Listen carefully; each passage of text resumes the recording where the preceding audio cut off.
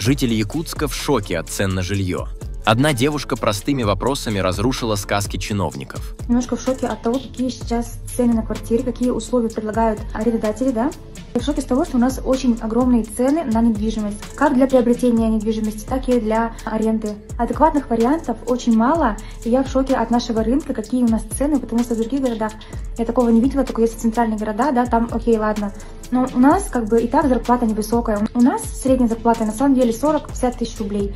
У нас не 100 тысяч рублей средняя зарплата. Как тяжело жить жителю Якутии. То есть средняя зарплата у нас 50 тысяч, квартира у нас тоже средняя 50 тысяч, да? И что мы на всю зарплату, что ли, будем снимать квартиру?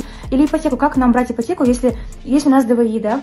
ДВИ дается только на новостройки. Новостройки у нас, в новостройке нужен первоначальный взнос. Они еще должны построиться, потом нужно ремонт делать, да? На вторичке огромные, просто огромные проценты, то есть нужно платить 100 тысяч рублей в месяц.